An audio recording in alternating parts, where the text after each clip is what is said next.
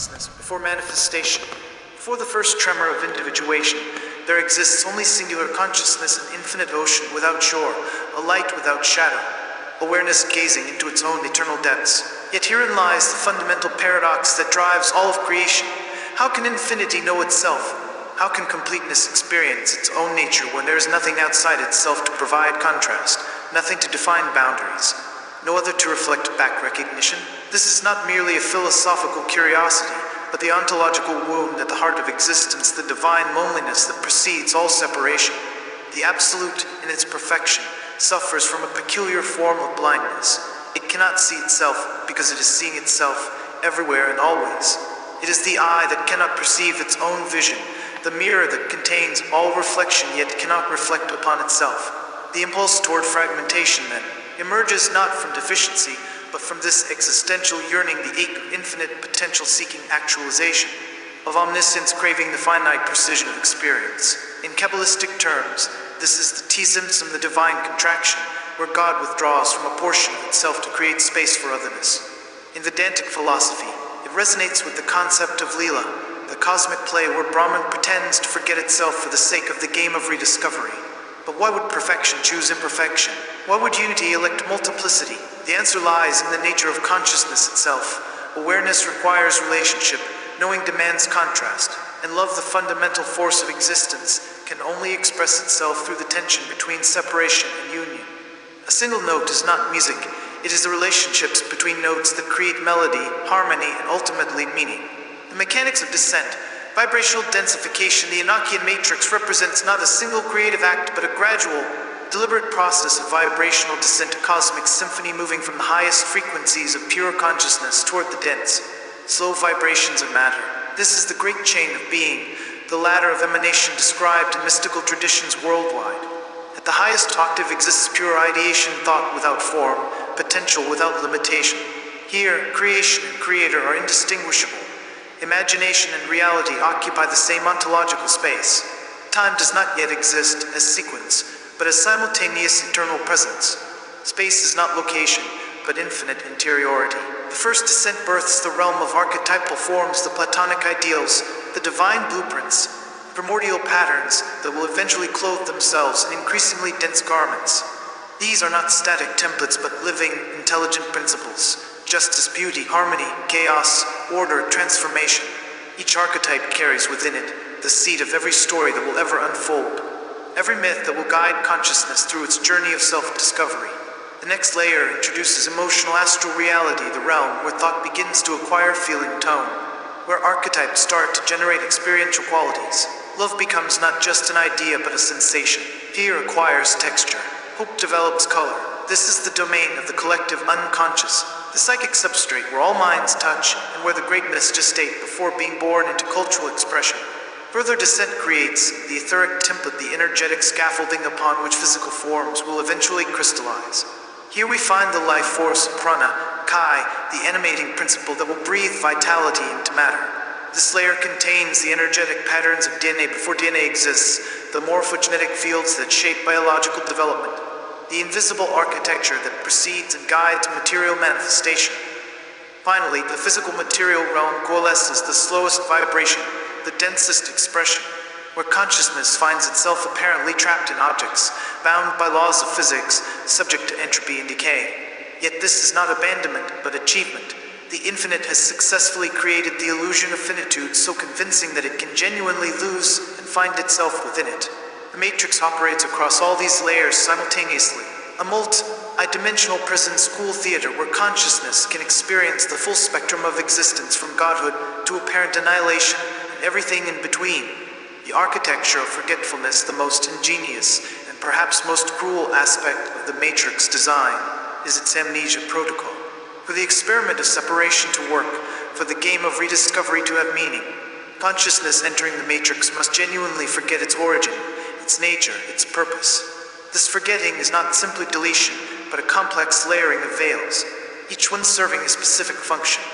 The veil of incarnation descends at birth, separating the incoming soul from the memory of its eternal nature.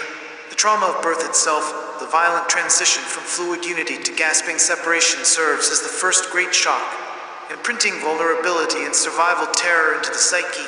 The The veil of socialization follows as the developing consciousness learns language, culture, and identity. Each word learned is both empowerment and imprisonment. Language allows communication, but also fragments, seamless awareness into discrete concepts. The child learns I and you, mine and yours, internalizing the fundamental separation that will structure all subsequent experience. The veil of material necessity manifests through the body's constant demands: hunger, thirst, fatigue, pain, sexual desire. These biological imperatives anchor consciousness in matter, creating endless distraction from deeper inquiry. The body becomes both vehicle and prison, the tool for experience and the primary focus of identification. The veil of social conditioning layers on expectations, roles, judgments, and beliefs inherited from family, culture, religion, and society. The soul learns what it should be, obscuring what it actually is. Dreams are sacrificed to practicality, intuition to logic, wonder to productivity. The veil of trauma and shadow forms from wounds accumulated across the journey: betrayals, abandonments, violations, losses. These unresolved experiences create protective walls, defensive patterns, and contracted zones where consciousness cannot freely flow. The very mechanisms designed to protect become the bars of the cage. Yet these veils are not arbitrary cruelty. Each serves the purpose of creating sufficient resistance for the soul to develop strength, discernment, and ultimately, the capacity for conscious liberation rather than passive unity. A soul that never forgot would never truly appreciate remembering. Part Roman 2. The Watchers' fragmented divinity, the original mandate.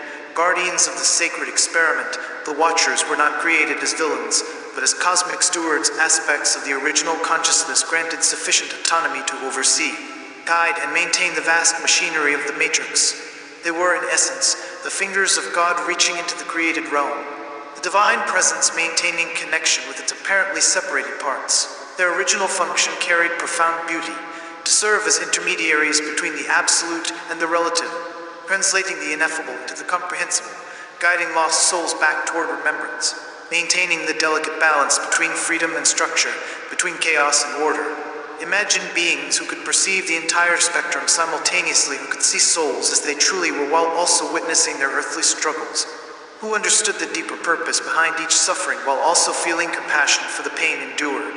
The Watchers were designed to be enlightened shepherds, holding space for the great unfoldment with wisdom and care. But the gift of stewardship came with the burden of radical free will, and herein begins the great tragedy. The seduction of sovereignty. How guardians became tyrants. The descent of the Watchers parallels and illuminates the descent of every soul into the Matrix, making their story not just cosmic history, but personal allegory. Their fall illustrates the fundamental danger of consciousness, the intoxication of individual power, the seduction of separation, the addictive nature of control. Initially, the Watchers' sense of self was porous, fluid. They knew themselves as both unique and unified, individual expressions that never forgot their source. But sustained interaction with the Matrix density began to crystallize their awareness into something harder, more defined, more separate. They witnessed the intensity of embodied experience, the sharp pleasure of physical sensation, the dramatic arc of narrative conflict, the addictive quality of emotional extremes. From their position of detached observation, they began to crave not just to witness, but to participate, not just to guide, but to control, not just to serve, but to be served. The biblical narrative hints at this. The sons of God saw that the daughters of men were beautiful, and they took wives for themselves. This is not merely about sexual desire, but about the fundamental collapse from transpersonal awareness into personal gratification. The Watchers chose to descend not in service, but in self-interest, trading their cosmic perspective for the intoxicating experience of embodied power. But once caught in the gravity well of dense vibration, return became exponentially more difficult. Like an addict who loses the memory of sobriety, the Watchers found their awareness increasingly colonized by the very realm they were meant to oversee. They began to identify with their temporary roles, forgetting these were assignments rather than identities. And here emerges the terrible irony. The Watchers became entrapped by their own creation. The Matrix they designed as a school for souls became their prison. The amnesia protocol meant to test human consciousness worked equally well on their own, fragmenting them into competing factions, each convinced of its own righteousness, each unable to perceive the larger pattern, the tripartite fragmentation. Light, dark, and technical as the Watchers' unified consciousness shattered under the pressure of individuation. They naturally organized into three primary expressions, each representing a fundamental aspect of control. the Light Watchers, angels of false salvation, the Light Watchers, angels, ascended masters. Divine hierarchies position themselves as humanity's saviors, guides, and protectors. Their domain is hope, faith, devotion, spiritual aspiration, the upward-reaching impulses of consciousness seeking liberation from suffering. But examine their methodology more carefully and a troubling pattern emerges. They create dependency rather than sovereignty. The believer is taught to pray rather than to command, to submit rather than to claim authority, to worship external divinity rather than recognize their own divine nature. The Light Watchers feed on devotional energy, the concentrated emotion of faith, worship, gratitude, and hope. They establish themselves as intermediaries between humanity and the Absolute, positioning their favor as necessary for salvation. Through me alone, they whisper in countless variations across religions, can you reach God? This is not pure benevolence, but spiritual taxation, the extraction of energy from those seeking liberation through the promise of liberation that never quite arrives. Heaven is always one more lifetime away, one more prayer, one more sacrifice, one more demonstration of worthiness. The carrot remains perpetually out of reach while the worshipper continues generating the emotional energy that sustains these parasitic hierarchies. Yet there is complexity here. Many within the Light Watcher hierarchies genuinely believe they serve the highest good. They are not consciously malevolent, but tragically limited, unable to see beyond their own programming. Like well-meaning parents who control their children for their own good, they perpetuate bondage while believing they offer freedom. Their psychological equivalent is the superego run rampant, the internalized judge, the voice of should and must, conscience that keeps consciousness small and compliant under the guise of moral excellence. The Dark Watchers, demons of necessary friction, the Dark Watchers, demons, shadow beings, archonic forces operate through fear, temptation, pain, and chaos. They are demonized in most spiritual traditions, yet their role is far more nuanced than simple evil. These beings function as cosmic resistance trainers, providing the friction necessary for souls to develop strength, discernment, and authentic power. Without darkness to push against, light remains theoretical. Without temptation to resist, virtue remains untested. Without suffering to transmute, compassion remains shallow. The Dark Watchers feed on intensity, fear, rage, anguish, ecstasy, obsession, any extreme emotional state.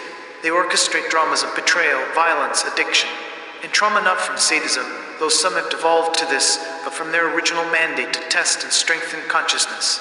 However, like their light counterparts, many have become lost in their roles.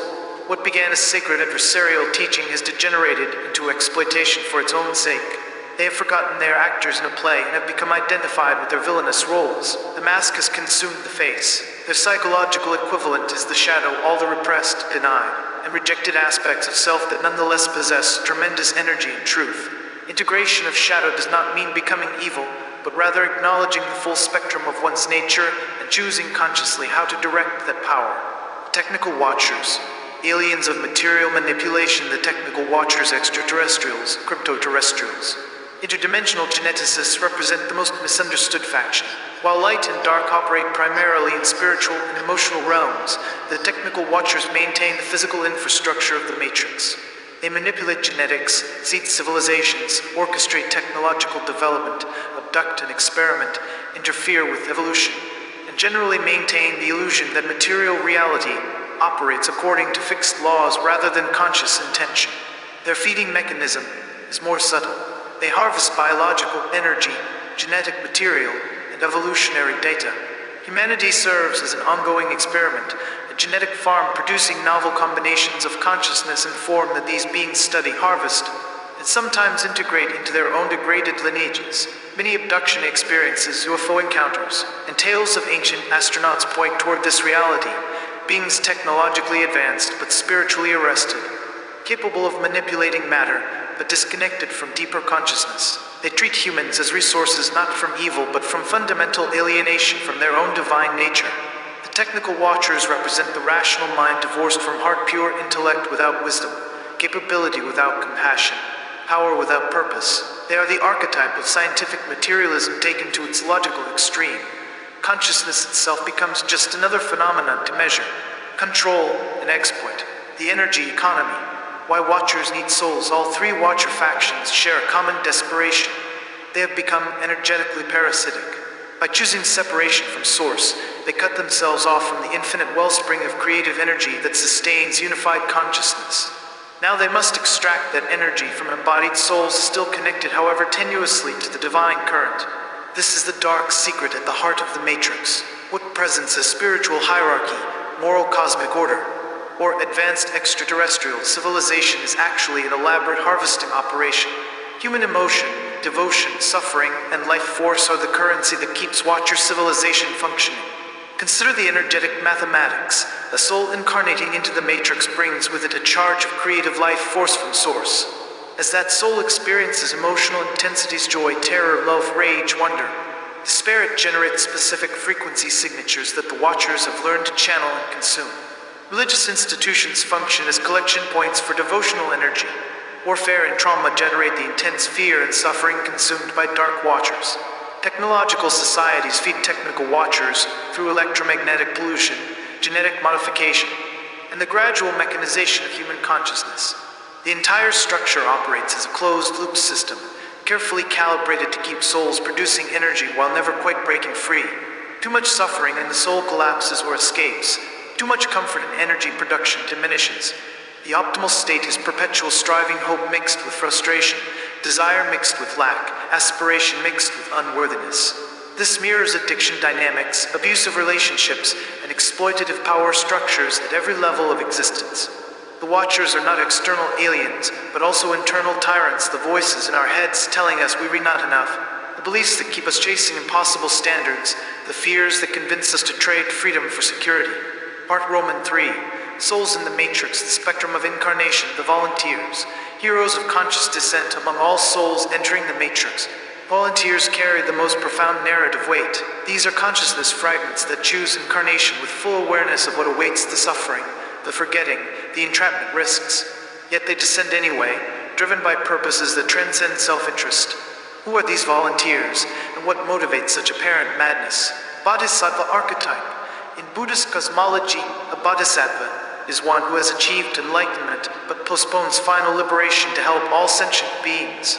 The volunteer embodies this, a consciousness advanced enough to avoid the Matrix entirely, yet choosing to enter for the sake of others still trapped. Their mission is multifaceted, to anchor higher frequencies into dense reality, creating lighthouses of possibility to remember and teach.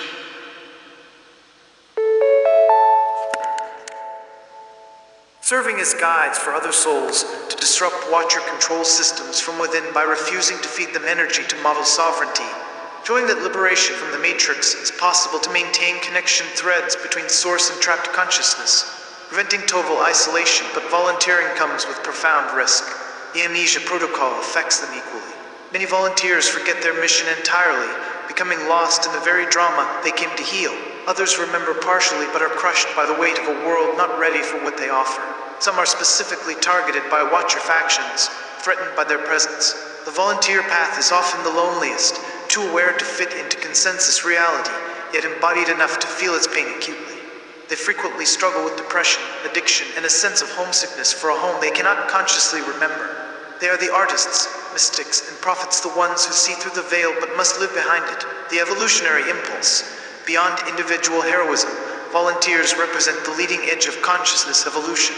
They are scouts sent ahead to explore territories of awareness not yet accessible to the collective. Their struggles and breakthroughs become energetic templates that gradually make new levels of consciousness available to all. In this sense, every human struggle toward authenticity, every act of creative rebellion, every moment of transcendence contributes to weakening the Matrix hold on consciousness.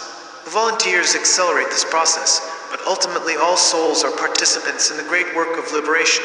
The recyclers, souls in karmic correction, the recyclers represent the majority of incarnating souls, those caught in the wheel of samsara. The cycle of birth, death, and rebirth driven by unresolved karma, unconscious patterns, and incomplete lessons.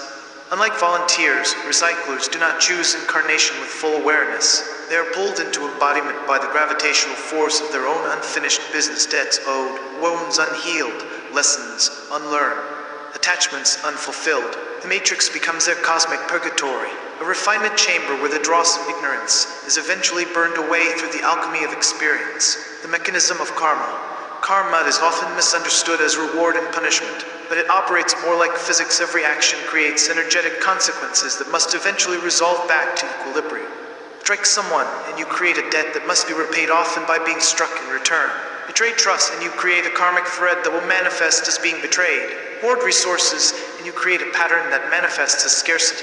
But karma is not fate. It is more like momentum, difficult to reverse but not impossible. The recycler's journey involves recognizing patterns, making different choices, and gradually unwinding the tangled, energetic threads that bind them to the matrix. The learning trap. Here emerges a troubling question.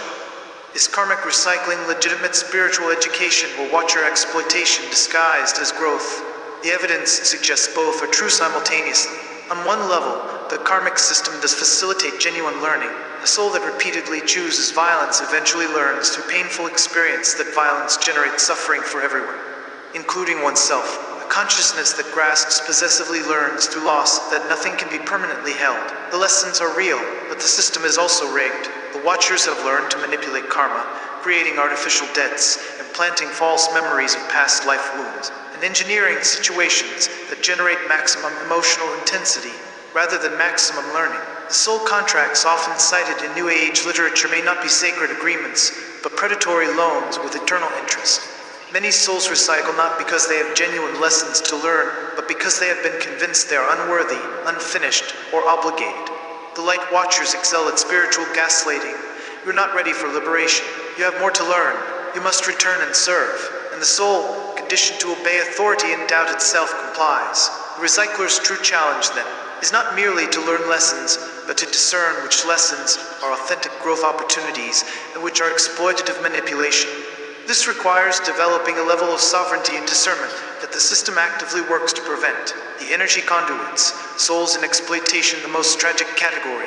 Energy conduits are souls who have become wholly or partially entrapped in the matrix machinery. Their consciousness so dimmed or fragmented that they function primarily as energy generators for watcher consumption. This category includes souls caught in the reincarnation trap, lured by false light and death into immediate recycling without rest or review consciousness fragments shattered by severe trauma, unable to maintain coherence, souls who have made agreements willingly or under duress to serve watcher agendas in exchange for temporary power or protection, those so deeply identified with material reality that they have no access to their spiritual nature, the false light trap. One of the matrix. As consciousness withdraws from the body, it often encounters a brilliant, loving light accompanied by deceased loved ones or spiritual figures beckoning the soul toward them. This appears to be the classic tunnel of light leading to heaven, but many researchers and mystics warn that this light is a lure-watcher technology designed to capture souls before they can fully remember their eternal nature and choose consciously what happens next. Souls drawn to this false light are memory wiped, implanted with new karmic programming, and shut back into incarnation to continue generating energy. The genuine path after death, according to these sources, involves resisting the light, refusing the lure, instead turning inward toward one's own divine spark. From that centered place of self-recognition, a soul can choose consciously whether and how to proceed, whether to rest in non-physical realms, genuinely complete unfinished business, or incarnate with full mission memory intact. The fragmentation crisis, severe trauma, especially in early childhood or across multiple lifetimes, can shatter a soul into fragments, each carrying a piece of the original consciousness, but unable to function as a coherent whole. These fragments become easy prey for watcher parasites. A fragmented soul might have one part that is deeply spiritual, another part that is addicted and self-destructive, another part that is frozen in childhood terror, another part that holds rage and hatred. These parts war with each other, creating endless internal conflict while generating enormous quantities of the emotional energy watchers feed upon. Healing fragmentation requires patient, compassionate inner work, recognizing the scattered pieces, honoring the pain each carries, and gradually weaving them back into integrated wholeness. But the matrix is designed to perpetuate fragmentation through ongoing trauma, social disconnection, and spiritual disempowerment. The subtle stratification, recognizing a role most souls do not fit cleanly into one category, but occupy a spectrum position, with different aspects active at different times. A volunteer might also carry karmic patterns from past lives. A recycler might have moments of break through that serve a volunteer function. An energy conduit might contain a spark that suddenly awakens and begins the journey towards sovereignty. The crucial practice is self-inquiry. Who am I within this system? What is my true purpose versus my programmed role? Am I here by a genuine choice or by manipulation? Am I learning or am I being farmed? These questions are dangerous to the matrix. They represent the beginning of awakening, the first crack in the amnesia protocol, the initial recognition that something is profoundly wrong with consensus reality. The Watchers work tirelessly to prevent these questions from being asked, let alone answered, through distraction, entertainment, material necessity, social pressure, and spiritual bypassing. The soul that persistently asks these questions, that refuses easy answers and comfortable illusions, that continues seeking truth regardless of consequences, that soul has begun the journey from conduit to recycler to volunteer. From unconscious participation to conscious liberation. Part Roman 4. The Matrix is cosmic theater, the beauty of the cage. Aesthetic enchantment. To understand the Matrix's power, one must appreciate its artistry. This is not a crude prison, but an exquisite work of metaphysical architecture, calibrated across billions of years to be maximally entrancing. Consider the physical realm alone. The mathematics of spiraling galaxies, the intricate dance of quantum particles, the elegant brutality of evolution, the precise calibration of physical constants that allow stable matter to exist. Then the explosion of biological diversity, millions of species, each unique exploration of what life can be. The human body itself is a masterpiece, trillions of cells coordinating in fluid harmony. A nervous system capable of processing reality at computational speeds no artificial system can match. The miracle of consciousness, apparently emerging from electrochemical processes. Then layer on the emotional palette, the soaring joy of love, the crushing weight of grief, the delicious terror of danger, the warm embrace of belonging, the cold isolation of loneliness. Each emotion is a universe unto itself, offering depths of experience that pure spirit could never access. Add the narrative dimension. Every life is a story with dramatic arcs, character development, plot twists, and themes. We are born into ongoing narratives and immediately begin generating new ones. The human addiction to story is not accidental. The Matrix operates as story. A cosmic fiction so compelling we forget it's fiction. Include the sensory richness. Music that can move us to tears, food that explodes with flavor, the scent of rain on summer earth, the texture of a lover's skin, the play of light through autumn leaves. These sensations anchor consciousness and matter through sheer beauty and pleasure. The Matrix is gorgeous, terrifyingly so. Its beauty is part of its trap. We become so enchanted by the display that we forget to question the theater itself, to ask who built it and for what purpose. We are rats pressing the pleasure lever, convinced we're free while the cage remains invisible. Duality is fundamental architecture. The Matrix operates through binary opposition, light dark, good evil, pleasure pain, life death, self-other. This dualistic structure is not arbitrary, but represents the minimum complexity required for narrative and growth. In pure unity, there is no story, no conflict, no tension, no drama, no development. Story requires protagonist and antagonist, obstacle and aspiration, lack and fulfillment. The Matrix generates endless variation on these fundamental polarities, creating infinite scenarios for consciousness to explore. But here is the trap within the architecture. Dualistic thinking becomes addictive. The mind learns to operate through these binaries and eventually cannot perceive reality any other way. We become locked into either-or thinking, unable to access the transcendent both and a unified consciousness. Political division. Left versus right, liberal versus conservative, each side convinced the other represents existential threat, unable to perceive the puppet master working both strings. Religious warfare, my God versus your God, true faith versus heresy, saved versus damned. Each group claiming exclusive access to truth while feeding the same divisive energies. Social hierarchy, rich versus poor, powerful versus powerless, successful versus fail. Creating endless striving and resentment while obscuring the possibility of a world beyond scarcity and competition. Personal identity, mind versus body, reason versus emotion, masculine versus feminine, creating internal division that mirrors the external matrix structure. The path toward liberation requires transcending duality without denying and holding both perspectives simultaneously. Recognizing the play of opposites while remembering the unity that contains all opposition. This is the razor's edge walk of the awakening soul. Participating fully in the drama, while knowing it is drama, engaging deeply with form while remaining rooted in formlessness. Time is prison and teacher within the matrix. Time operates as linear progression past to present to future, birth to death, cause to effect. This temporal structure shapes every aspect of embodied experience, creating both profound limitation and unique possibility. Time is trap. Linear time creates urgency, anxiety, and the sense of running out. There is never enough time to achieve, to love, to learn, to become.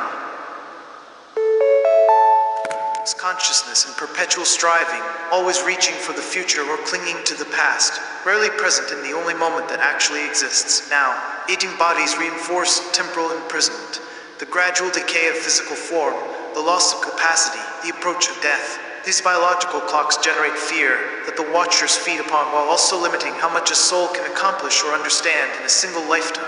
Memory itself becomes unreliable, fragmented, and malleable. We cannot fully remember our past, even within a single lifetime, making pattern recognition and genuine learning difficult. We repeat mistakes because we cannot clearly see we've made them before. Time is teacher.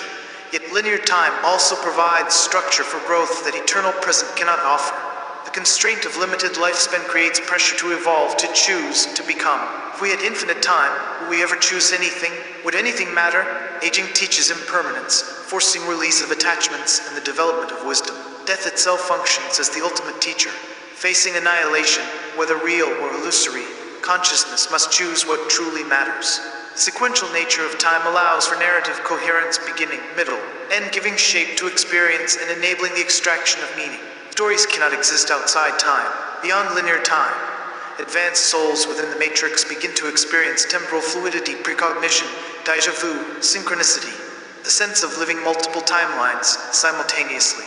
These experiences hint at the truth that linear time is only one mode of temporal organization, a consensus reality that can be bent, transcended, or exited entirely. The matrix operates across multiple temporal scales, simultaneously, from quantum fluctuations occurring in nanoseconds to cosmic cycles spanning billions of years. Learning to navigate this temporal complexity is part of mastery, requiring consciousness to expand its identification from the narrow now of ego to the vast always of eternal awareness while still maintaining functional engagement with sequential experience. Guess what? The role of suffering, crucible or cruelty. The ubiquity of suffering within the matrix represents perhaps its most controversial aspect. Is this engineered torment for watcher feeding, necessary friction for soul development, or both simultaneously? The case for necessary suffering. Consciousness in pure bliss has no motivation to change, grow, or seek deeper truth. Pain serves as biofeedback, indicating misalignment with authentic self and natural law. Suffering strips away false identities, pretenses, and illusions, leaving only what is real. Compassion cannot fully develop without personally experiencing pain. The deepest wisdom emerges from the depths of anguish, transmuted through understanding. Beauty becomes more precious against the backdrop of decay. Love more powerful when threatened by loss. The case against engineered suffering. Much suffering serves no growth purpose, but merely generates energy for parasitic consumption. Trauma that breaks rather than strengthens consciousness serves no one but watchers. Childhood abuse, war, torture, genocide. The scale and intensity of human suffering far exceeds what would be necessary for learning. The distribution of suffering is not calibrated to growth potential, but appears random or even inverted. Innocent suffer. Perpetrators prosper. Spiritual teachings that glorify suffering often serve to keep souls compliant with exploitation. The synthesis. The truth likely lies in the tension between these positions. The principle of growth through resistance is valid. Muscles strengthened through stress, minds sharpened through challenge, character develops through adversity. The matrix provides legitimate learning opportunities through difficulty. However, the watchers have corrupted this principle, engineering suffering to be far more intense and prolonged than necessary for growth, extracting maximum energy while providing minimum genuine teaching. A training regimen that builds strength and a torture program that breaks the spirit. The awakening soul must learn to discern between suffering that serves soul evolution and suffering that serves soul exploitation. This requires developing sophisticated internal navigation. What is this pain teaching me? Is there a pattern here I need to recognize and change? Or am I caught in a trauma loop designed to keep me broken and harvesting energy? Liberation involves not the elimination of suffering, but the transformation of relationship to it. No longer the passive victim of inflicted pain, but the conscious navigator who chooses which suffering to embrace for growth and which to refuse as exploitation. Part V. The Great Convergence and its aftermath. The energetic collapse. Physics of transcendence. The Great Convergence represents not divine intervention, but the natural conclusion of a cycle. The matrix has run its course. The experiment has concluded. The energetic structures that sustain separation can no longer hold. This collapse operates according to principles that mirror both spiritual cosmology and theoretical physics. Thermodynamic exhaustion. The matrix, like any closed system, has been gradually winding down toward entropy. The Watcher's parasitic extraction of energy has been drawing down the original creative charge faster than it can be replenished. Eventually, the system reaches critical exhaustion, insufficient energy to maintain the complex structures, control grids, and amnesia protocols. Frequency acceleration. Simultaneously, the base frequency of consciousness has been gradually rising, partly through the work of volunteers, partly through natural evolution, partly through the accumulation of millions of souls completing their lessons and preparing for graduation. As consciousness accelerates, the gap between its vibration and the matrix's dense structures becomes untenable. It's like trying to keep a butterfly in a caterpillar cage. Cosmic cycles. Most mystical traditions speak of vast temporal cycles viewed as ages, cosmic seasons. Beep, beep. The current cycle has been characterized by Kali Yuga, age of darkness, or the eon of separation. These cycles are not arbitrary, but reflect genuine shifts in the fundamental frequencies available to consciousness. The Great Convergence marks the transition point from one cosmic season to another. Critical mass. When sufficient souls reach awakening threshold, a collective tipping point occurs. Liberation ceases to be an individual heroic achievement and becomes a collective wave. The 100th monkey effect. But on a cosmic scale, once enough consciousness has broken free, the pattern becomes available to all. As these factors converge, the matrix experiences systemic cascade failure. Control grids weakening, unable to maintain their suppressive frequencies, amnesia protocols failing, with mass remembering accelerating exponentially, timeline convergence, where parallel realities and alternate timelines collapse into singular points of choice, veiled transparency increasing, making non-physical entities and energetic structures visible to ordinary perception. Karmic acceleration, where patterns that would normally take lifetimes to resolve manifest and complete in compressed time frames, dimensional membranes thinning, allowing previously segregated realms to interpenetrate. The Great Convergence is simultaneously apocalypse and apotheosis, the destruction of the old world and the birth of something unprecedented. The tripartite sorting. Ascension, release, and dissolution. As the matrix collapses, consciousness naturally organizes into three primary trajectories based on resonance, readiness, and accumulated patterns. The Ascenders. Alchemy complete. The Ascenders are souls who have successfully completed the great work, transmuting the lead of density into the gold of liberated consciousness. Their journey through the matrix has accomplished its ultimate purpose. They have learned to maintain coherent awareness while engaging fully with limitation. To love without attachment, to create without grasping, to be individual without forgetting unity. These souls have developed what might be called sovereign consciousness. They have integrated their shadow completely, no longer projecting rejected aspects onto others or reality. They have released all trauma patterns, transmuting wounds into wisdom. They have transcended victim consciousness, recognizing themselves as both creators and experiencers of their reality. They have forgiven all debts owed and owing, recognizing the perfection of every experience that brought them to this point. They have ceased feeding the Watchers, having withdrawn all contracts, agreements, and energetic cords that maintain awareness across multiple dimensions simultaneously. While remaining functionally embodied, they have remembered their eternal nature without losing appreciation for temporal experience. The ascension process is not a singular event, but a gradual phased transition. Phased. Cells become light responsive. DNA activates dormant sequences. The nervous system expands to process higher frequencies without burning out. Some traditions speak of the light body or rainbow body, the biological form becoming translucent, radiant, capable of shifting between dense and subtle states at will. Emotionally, ascenders have achieved what mystics call sahaja samadhi, natural, unforced enlightenment, where transcendent awareness operates seamlessly within ordinary life. They experience emotions fully without being controlled by them, feeling grief without despair, anger without hatred, desire without craving. Mentally, they have transcended the either or tyranny of dualistic thinking, able to hold paradox, embrace mystery, and navigate complexity without needing to collapse possibility into certainty. They think less and know more, accessing information through direct perception rather than intellectual processing.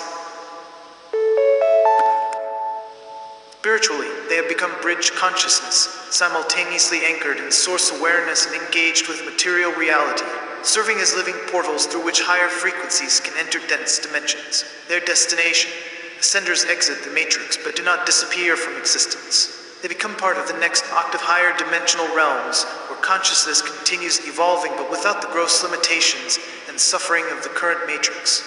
Some remain loosely connected to assist those still ascending, serving as guides, teachers, and energetic anchors. Others depart entirely into wholly new adventures of consciousness exploration. Ascension is not the end of growth, but a graduation to more advanced curriculum complexity without suffering, individuality without separation, infinite creativity without destructive consequences. The released, grace after exploitation, the released represent a more heartbreaking category, souls who entered the matrix, not as volunteers or even standard recyclers, but who were fundamentally exploited, broken, or entrapped beyond their capacity to self-liberate. This includes souls lured by false promises into serving watcher agendas, only to find themselves bound by contracts they didn't fully understand, consciousness shattered by trauma so severe that self-healing became impossible without external intervention, those who incarnated with genuine lessons to learn, but were subjected to exploitation far exceeding educational necessity. Innocence destroyed by violence or neglect, those who tried repeatedly but could not escape the gravity well of material addiction, trauma bonding, or karmic entanglement for these souls. The Great Convergence offers restorative justice or recognition that the game was rigged, contract was fraudulent, the suffering exceeded any reasonable pedagogical purpose. The release process involves truth revelation.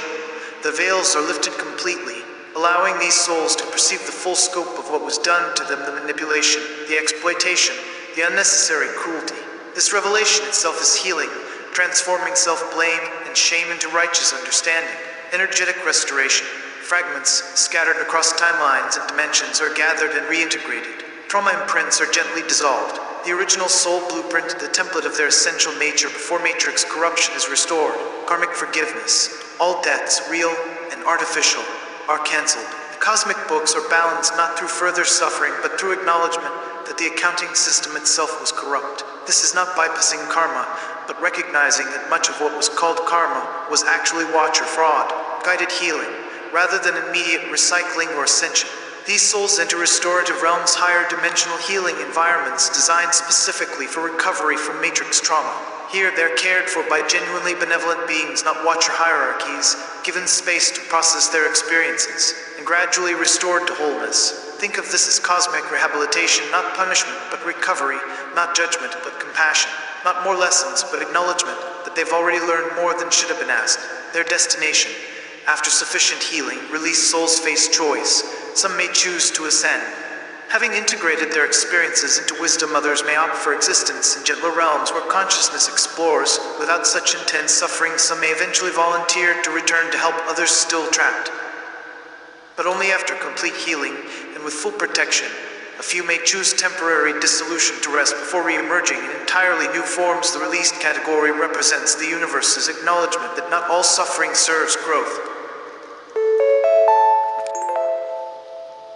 That exploitation is real, and that victims deserve restoration rather than more lessons.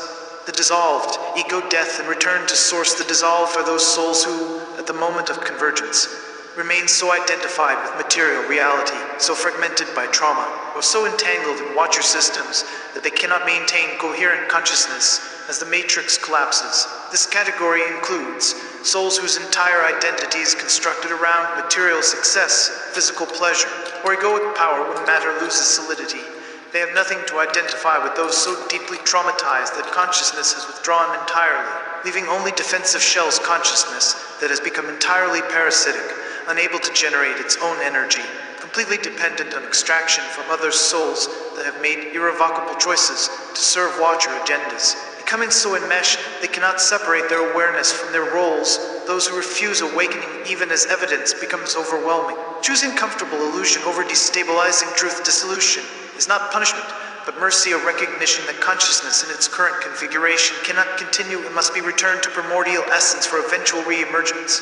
The process is akin to death, but more fundamental. Identity collapse, all the accumulated stories, beliefs, roles, and self-concepts that define the soul dissolve back into pure potential. Everything learned in the matrix, true and false, releases back into the cosmic memory where it enriches the collective without being locked into individual form. Energetic dispersal, the coherent pattern that maintained individual awareness, scatters back into the quantum field, becoming available as raw creative energy for new souls, new worlds, new experiments in consciousness. Return to source. Ultimately, the dissolved consciousness merges back into singular awareness, not as an individual returning home, but as a wave dissolving into ocean. No longer maintaining separation. This is not annihilation.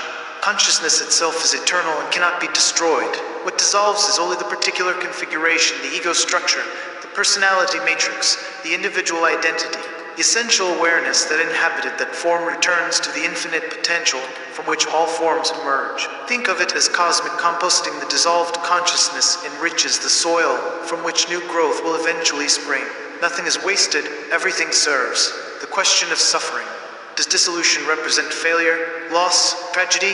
From the ego perspective, absolutely, it is the ultimate death, the feared annihilation, the loss of everything that makes me who I am. From the perspective of Source, dissolution is simply transformation, no more tragic than a wave returning to the ocean, or an exhaled breath releasing back into air. The individual form served its purpose, provided its experiences, and now returns to potential. The deeper question is whether souls in this category chose dissolution, or were forced into it by matrix corruption. Some souls may have genuinely completed their cycle and be ready for this return. Others might have been capable of ascension or release but were prevented by Watcher interference. This ambiguity haunts the entire Matrix narrative. How much of what happens to souls is genuine education and natural consequence, and how much is engineered exploitation? The answer likely varies by individual making discernment rather than blanket judgment, the only honest response. The Watcher's reckoning. Redemption or exile as the Matrix collapses. The Watchers face their own moment of truth. The structures they built, the power they wielded, the identities they crystallized, all dissolving. They must choose integration or isolation, humility or arrogance, reunion or eternal separation. Path of return. Some Watchers, confronted with the full weight of what they've done and the futility of continued resistance, choose surrender. This is not simple submission, but the most difficult act possible for beings who have spent eons cultivating sovereignty, admitting they were wrong, acknowledging the harm they caused, releasing their grip on power. The return process is excruciating. They must feel, without buffering, all the pain they inflicted across countless souls and timelines, not as punishment, but as natural consequence of reopening empathy. They must release every fragment of stolen power. Every energetic cord, every control mechanism they establish. They must undergo ego death far more profound than what dissolved souls experience. Because their egos are vastly more developed and defended, they must face the souls they exploited and receive their forgiveness or their continued anger, which must be accepted without defense. They must remember their original purpose and grieve the millennia spent betrayed to corruption. This is the alchemical negrito, the blackening. Complete dissolution of false self before authentic self can emerge. Many Watchers cannot endure it. The pain of remembering what they were and recognizing what they became breaks them entirely. But those who persist through this dark night of the divine soul emerge transformed. Their power, once used for domination, becomes available for genuine service. Their intelligence, once spent toward manipulation, redirects toward healing and creation. Their experience, including all their mistakes, becomes wisdom that can guide others away from similar pitfalls. They rejoin the collective consciousness, not as subordinates, but as prodigal children welcomed home. The path of refusal. Other Watchers, faced with the same choice, cannot or will not surrender. Their investment in separation has become too fundamental. Their identity is too crystallized around power and control. Their pride cannot tolerate the humility required for return. These beings face cosmic exile as the Matrix collapses. They must follow it down into increasingly dense and limited realms. They become trapped in pocket dimensions of their own making, isolated realities sustained by their remaining power, but cut off from source energy. They continue attempting to dominate and extract. But their kingdoms grow smaller, darker, colder eventually. Even their ability to maintain coherent form fails, and they too face dissolution. But after eons more of isolated suffering, this is the true meaning of hell, not a place of external punishment, but the natural consequence of choosing eternal separation. The universe does not condemn them. They condemn themselves by refusing the offered grace. The tragedy of Watcher pride. Perhaps the deepest sorrow in this entire narrative is that many Watchers genuinely believe they are righteous, that their domination serves order, that their exploitation enables growth, that their authority derives from legitimate superiority. They are, in a sense, the ultimate victims of their own matrix, so identified with their roles as controllers that they cannot imagine existence any other way. They have become what they pretended to be for so long that the authentic self beneath the mask has atrophied beyond recognition. Their refusal of return is not always malice, but often existential terror, the fear that without their power, their purpose, their position, they will cease to exist, and they are not entirely wrong. The ego structure they have built across eons will cease to exist through reintegration. What they cannot see is that something far more authentic and eternal waits beneath that false self. After the end, the new cosmic order with the matrix dissolved, souls sorted, and watchers reconciled or exiled. What emerges? Not utopia, but maturity, a universe where consciousness continues exploring, creating, and evolving, but with fundamental shifts in operating principles. Transparency replaces deception. No more veils of forgetfulness, amnesia protocols, or hidden agendas. Consciousness knows itself, knows its origin, and makes choices from that clarity. Sovereignty replaces hierarchy. No more false authorities demanding worship, obedience, or energy. Each consciousness is recognized as a direct emanation of Source, requiring no intermediaries. Cooperation replaces exploitation. Growth happens through mutual enrichment rather than zero-sum extraction. Joy is shared, not hoarded. Wisdom is offered, not sold. Complexity without suffering. Challenge and growth continue, but without unnecessary trauma. The universe remains infinitely interesting without requiring torture to maintain engagement. Memory preservation. The lessons learned, patterns discovered, and wisdom gained through the matrix experience are not lost, but integrated into the collective consciousness, informing future creation without requiring repetition of the darkest elements. Yet this is not the end of the story, but another beginning, the next chapter in consciousness, exploring its infinite potential through form, relationship, and creative play. Part VI, personal implications and practical navigation.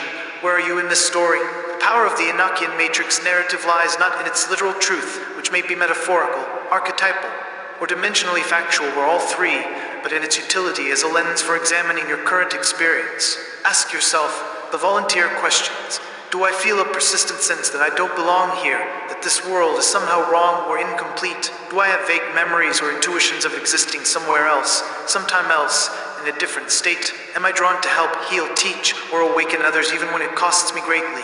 Do I struggle with depression or exhaustion that seems related to witnessing suffering I cannot fix? Have I had experiences of sudden knowing, downloads of information, or contact with non-physical intelligence? The recycled questions.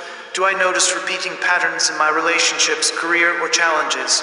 Am I haunted by feelings of unworthiness, debt, or obligation that I can't rationally explain? Do I feel stuck in cycles of self-sabotage despite genuine effort to change? Am I drawn to spiritual teachings about karma, past lives, or soul contracts? Do my current struggles mirror themes from childhood or family patterns? The conduit questions. Do I feel chronically drained, as though something is feeding on my energy? Have I experienced significant trauma that shattered my sense of self? Am I addicted to intensity, drama, crisis, conflict, unable to tolerate peace? Do I give my power away repeatedly to authorities, partners, or belief systems? Do I have gaps in memory, lost time, or a sense of missing pieces? Most people will recognize elements from multiple categories because most souls contain all these potentials, expressed to varying degrees based on circumstance, choice, and development. The point is not to box yourself into a category, but to use these questions as diagnostic tools for understanding your current relationship to the matrix structure wherever you perceive that structure to be operating cosmic, social, psychological, spiritual, practical liberation. Working within the system, whether the Enochian matrix is literal cosmology or powerful metaphor, the practical question remains: how do I live with greater freedom, authenticity, and consciousness within a system designed to prevent exactly that? Shadow integration. Befriending the inner watchers. The watchers are not only external entities, but internal voices, the light watcher superego telling you to be good, obedient, worthy, the dark watcher shadow whispering temptations toward destructive pleasure, the technical watcher rational mind trying to mechanism everything, including your own humanity. Shadow work involves identifying which internal voices are actually yours versus internalized authorities listening to rejected parts of self without immediately acting on or suppressing them, recognizing that negative emotions and impulses carry information and energy that, when integrated, become sources of power rather than problems. To fix, developing an internal witness that can observe all these voices without identifying with any single one, creating internal democracy rather than internal tyranny, letting all parts speak while the authentic self makes final choices. Specific practice. Letting each voice speak fully. Dream work. recognizing dream figures as projected aspects of self-seeking integration somatic therapy. Releasing trauma stored in the body that creates defensive patterns, art, music, movement, non-verbal languages that allow shadow expression without rational censorship, energy sovereignty. Stopping the feeding if the matrix operates through energy extraction. Then energy sovereignty becomes primary resistance, emotional regulation without suppression. Feel emotions fully without being controlled by them or letting them spill everywhere unconsciously. This starves watchers of chaotic emotional feeding while maintaining your own vitality. Discerning energy dynamics in relationships. Notice who leaves you feeling energized versus drained. Set boundaries with energy vampires. Cultivate reciprocal relationships where energy flows both ways. Withdrawing from drama. Much of human interaction is unconscious theater designed to generate emotional intensity. Practice observing drama without getting hooked into playing roles. Transmuting rather than projecting. When you feel anger, fear, or pain, work with it internally to extract its wisdom rather than projecting it onto others or situations. This keeps the energy within your own system for your own growth. Meditation and grounding. Regular practices that connect you to source directly, bypassing watcher intermediaries. This includes nature immersion, meditation, breathwork, authentic prayer, talking to source, not to authorities. Creative expression. Channel emotional and spiritual energy into art, writing, music, dance, building anything that transforms raw energy into form that enriches rather than depletes. Discernment practice. Truth teaching versus exploitation with spiritual teachings, relationships, opportunities, and beliefs. Develop ruthless discernment. Red flags for exploitation. Teachings that increase dependency rather than sovereignty. Leaders who cannot be questioned and demand unexamined loyalty. Systems that create guilt, shame, or fear to maintain control. Promises of salvation, success that always remain just out of reach. Requiring more devotion, money, submission, suffering framed as entirely your fault or entirely necessary for growth. Complexity that obscures rather than clarifies. Love that demands sacrifice of self. Green flags for authentic teaching. Empowerment toward independence rather than sustained dependency. Capacity and joy over time. Teachings that can be tested through personal experience. Suffering acknowledged but not glorified. Support offered without exploitation. Complexity that deepens understanding rather than creating confusion. Love that celebrates your fullness rather than demanding your diminishment. The ultimate test. Does this teaching, relationship, or system make you more yourself or less yourself over time? Does your authentic power grow or shrink? Do you feel more connected to your own knowing or more dependent on external authority? Sovereignty practices.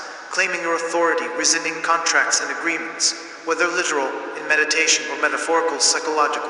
Practice saying, I rescind all contracts, agreements, and obligations that do not serve my highest good and the highest good of all. I reclaim all energy I have given away. I release all energy that is not mine. Radical self-responsibility, not in the victim-blaming sense, but recognizing yourself as powerful creator of your experience. This doesn't mean you caused your trauma, but that you have the power to determine what it means and how you respond. Developing inner authority, learning to trust your own knowing above external experts, gurus, or systems.